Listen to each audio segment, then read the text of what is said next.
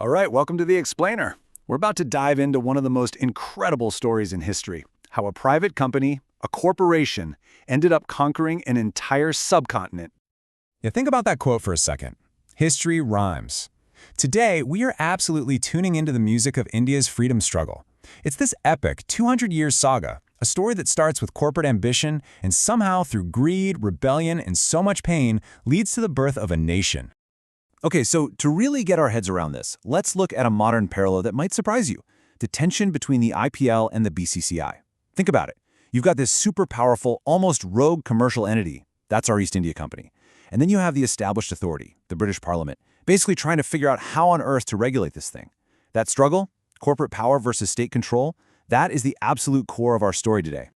So let's be clear. This whole thing starts with a company, not a country. A company whose power grew so massive, so unchecked, that the British government itself had to step in. And in doing so, they created this deeply flawed, chaotic system.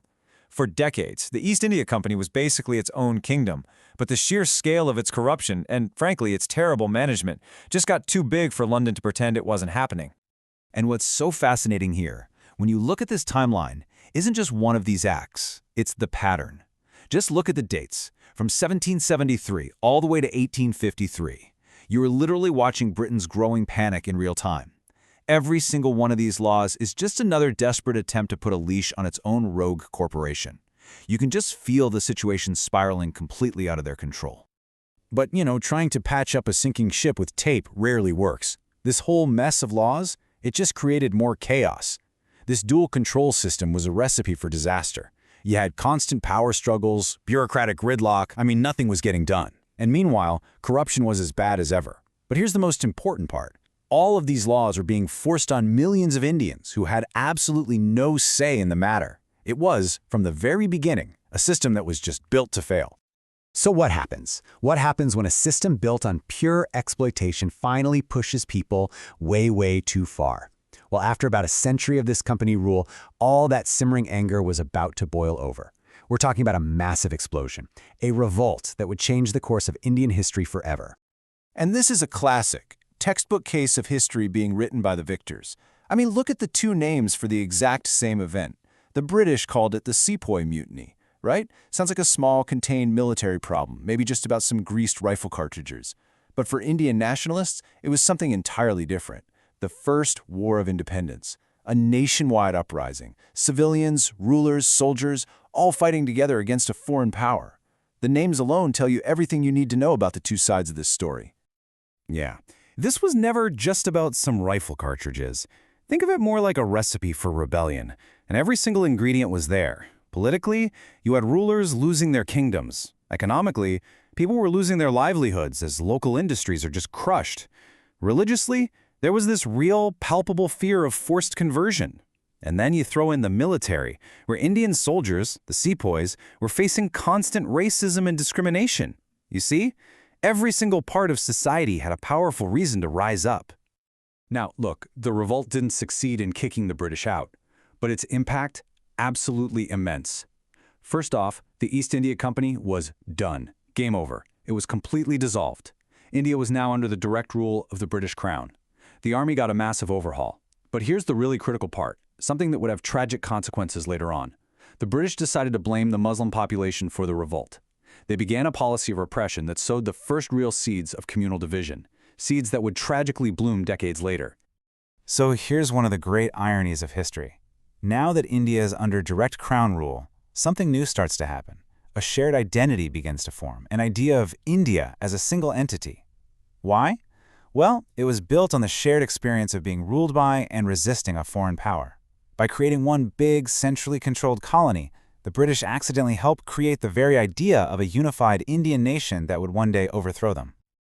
Okay, so the birth of the Indian National Congress in 1885, it's a bit of a complicated story. There's this theory, the safety valve theory, that says a British civil servant actually helped create it. The idea was to give Indians a place to, vent their frustrations peacefully, to let off some steam so there wouldn't be another massive revolt. But the reality is probably a lot more shrewd than that. Indian leaders were smart. They likely saw this as a golden opportunity and strategically used the Britishers' involvement to create the first real all-India political organization to push for their own goals. So, in the beginning, This new nationalist movement was basically split into two camps. You had the moderates. These guys believed in working within the system. They wrote petitions, they held meetings, they pushed for gradual reform within the British Empire. But that was slow going. And then a huge event, the partition of Bengal in 1905, really radicalized people. And that gave rise to the extremists. They were done with petitions. They wanted Swaraj, complete self-rule, and they believed the only way to get it was through mass agitation, boycotts, and direct action. But that raises a huge question, right? How do you take a political movement that's mostly run by educated, urban elites and turn it into a true mass struggle? How do you get millions of ordinary people, farmers and workers, on board?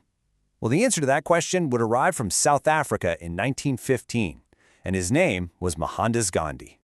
And Gandhi brought with him a revolutionary new idea, a new weapon for the struggle. It was called Satyagraha. It literally means truth force or soul force. And let's be really clear, this is not passive resistance. It's an incredibly active philosophy. The whole point is to use nonviolent resistance, civil disobedience, strikes, non-cooperation, to actively challenge unjust laws and force your opponent to confront the moral injustice of their position. It was a game changer.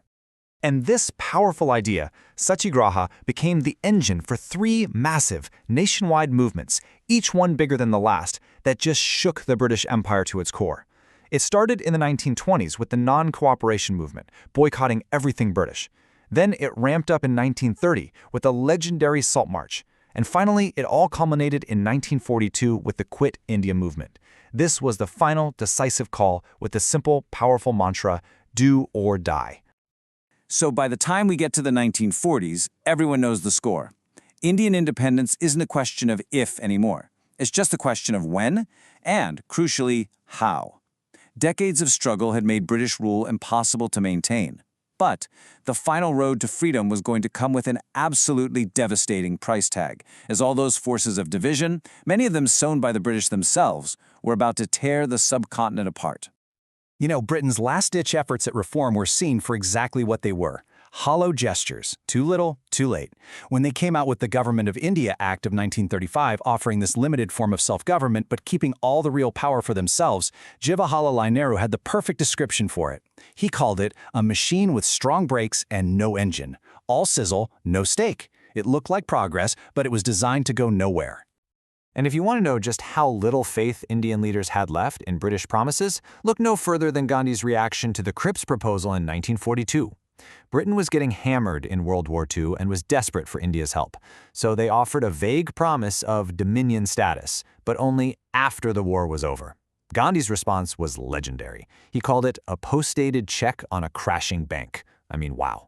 The message was clear. Your empire is collapsing and your promises are worthless to us. And so we come to the tragic conclusion. Independence, when it finally arrived, was inseparable from partition, and this was no accident. It was the final, bloody outcome of so many different forces who had decades of that British divide-and-rule strategy. You had the rise of the two-nation theory, arguing that Hindus and Muslims couldn't coexist, and you had a total political deadlock between the major parties. After the absolute horror of the violence on Direct Action Day in 1946, many people, on all sides, felt that partition was the only terrible option left to avoid an even bigger civil war. So on August 15, 1947, India was finally born as a free nation, and it was this incredible moment of both triumph and profound tragedy.